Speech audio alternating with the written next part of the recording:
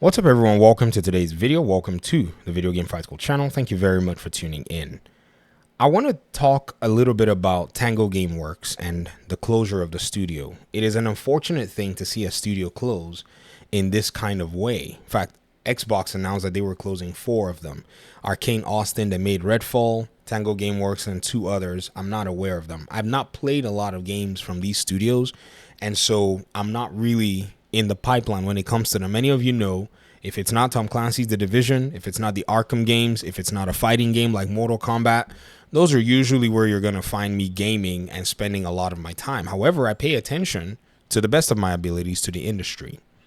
In this interview with Bloomberg, Miss Bond, Sarah Bond, who is, in the Xbox leadership pipeline, answered a few questions. I watched the video for about a few minutes before I realized, okay, this video is not really going to address a lot because this is on a business forum. However, she mentioned something in the very first few seconds of her first question, and I thought, this is interesting that we pay attention to this response. We look at responses that have been given even from the other side of the console, which is basically the PlayStation side. We look at Tango Gameworks, and we go ahead and start to juxtapose with other publishers, small development studios that are out there. I've said a lot. I'll walk through this thing with you and you're going to see exactly what it is that I'm actually pointing towards. Let's watch the beginning of this interview and then we'll talk from there. General, thank you so much for joining us today.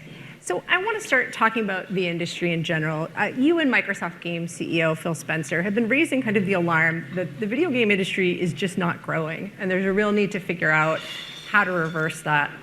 What's causing the issue, and how does Xbox turn it around? Yeah, the last year or so in video games, largely the industry's been flat. And even in 2023, we saw just some tremendous releases, tremendously groundbreaking games, but still the growth didn't follow all of that. And a lot of that's related to our need to bring new players in, make gaming more accessible, but all of that has been happening at the same time that the cost associated with making these beautiful AAA blockbuster games is going up, and the time it takes to make them is going up.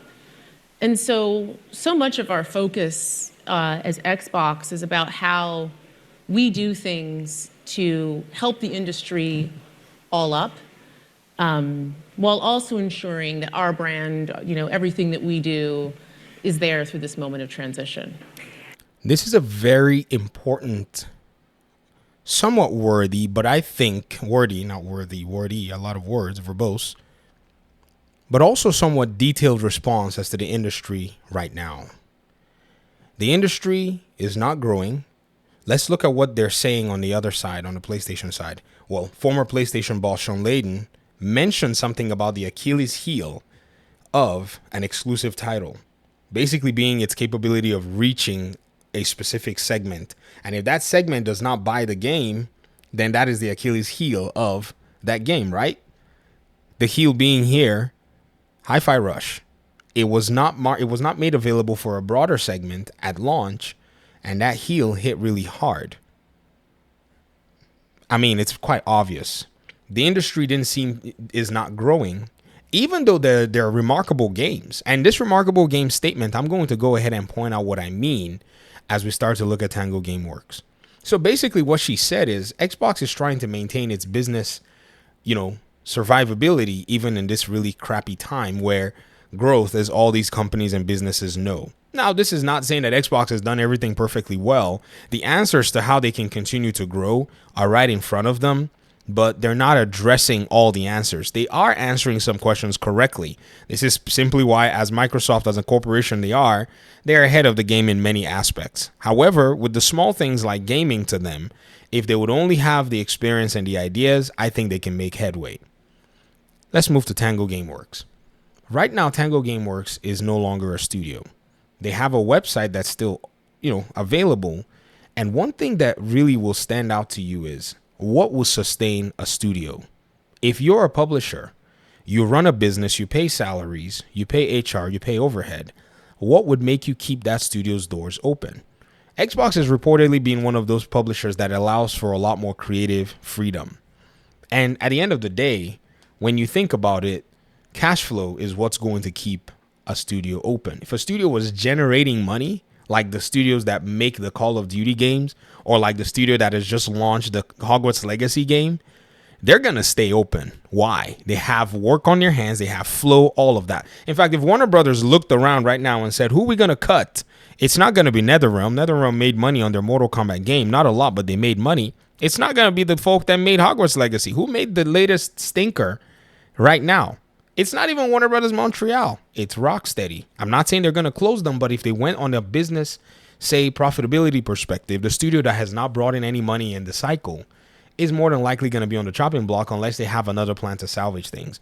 And I think this may have been Tango Gameworks' demise, that they did not have the cash flow available. And the reason I even pointed to Rocksteady, and even at the same breath, I'll tell you that Rocksteady is not going to get cut, is simply because Rocksteady, believe it or not, has cash flow. Just from looking at things as an outsider. Why do I say that Rocksteady has cash flow? Well, they have an established library of games that are quite critical successes that constantly are sold, even though in bits and pieces, and we don't see the numbers that come in annually. The same is also for Insomniac. Insomniac still has games that are selling and has games that are being anticipated. So if I look at, say, the Arkham games, these are top sellers. Anywhere you go look at it, they are top sellers, and they are still selling even till today. Because they constantly go on sale, the prices get cut. The Arkham Collection will always get that price slashed to $6.99, right? Or $5.99, even though it's $59.99 right now. And it will still throw down a bunch more copies, and has been doing this for a good 9 years. Whereas a game like Hi-Fi Rush has not even had enough time to basically be seasoned and didn't burst out the door with at least a huge amount of sales. Also, if you look at a game like Ghostwire Tokyo, this was a very interesting one. Right before the acquisition, this game was a timed exclusive to PlayStation. Its addressable market was reduced. And at the end of the day, by the time the game made its way to Xbox under the Bethesda banner, it still had to sit on PlayStation. And or maybe it was the other game, Deathloop, that had to sit on PlayStation. The Dishonored games are still fine. They keep selling. Arcane, the one that made the Dishonored games, they have, some really cool games that continue to keep them in the loop. So I think it's the strength of your library that's going to keep you open. Even some people that are talking about Naughty Dog or whatnot, Naughty Dog is still selling copies of their games. Like if you look at the Uncharted, games, those games continue to get sold over and over again. They even brought the Uncharted game to PC, and these are really, really solid games. They have a library of games. It is just what it is. Many people forget that you have Ratchet and Clank. These are games that are still being sold. So if your library is not strong, more than likely you're going to be facing some real challenges, unless you're a support studio. Warner Brothers Montreal, if I actually go back and juxtapose again another studio, is not only, hasn't actually been a support studio for the longest time. It wasn't until Arkham Origins that they actually pushed out one of their very first titles, and then Gotham Knights was basically their second title. But all this while, they've supported every other Warner Brothers studio out there, and so their value is actually established. Right now, Gotham Knights developers are working on the Wonder Woman game with Monolith. Gotham Knights developers have worked on Mortal Kombat. So this is a cross development side. So I don't necessarily know, like when you think about what Tango Gameworks have been doing, were they a studio that could have supported another studio that provided more value other than say, okay, we don't have all the sales in the world? That's a very interesting question, and we would not necessarily know the answers. But when we look at their game library, there hasn't been enough time for this studio, or at least the studio has not had enough hits out the door to be able to remain established. And I think these are some of the things that we're seeing in the industry, because the industry is going through a rough patch. And the people who are strong on their feet are the ones that are basically going to right now stay in the, in the running. Or the people or the studios at least that have something to offer or have offered something strong for their publishers. And this is a very, very sad reality. Another thing too is the cost of producing these games. You see, a game like the Arkham games, yes, they had, higher production costs than, your indie games of today, even though they were, at the time, it's basically indie level teams that made them. Right now, if they wanted to make another Batman game, that's another $200 million. Right? When if you look at, say, the development of a lot of these games back in the day, it was probably a dozen million and such that they actually, used to make them. But the cost of these games have gone insane. Labor costs have gone insane. It's labor that's the main thing, because they want to speed run these games in terms of development, and they want to make them super huge. They want to make them really, really big, right? So they have to pay for a lot of overhead, a lot of developers, a lot of artists, a lot of 3D artists. And these 3D artists are not cheap. These developers are not cheap. They're expensive developers to actually, put in a studio and be paying all these salaries and paying health insurance and all of that.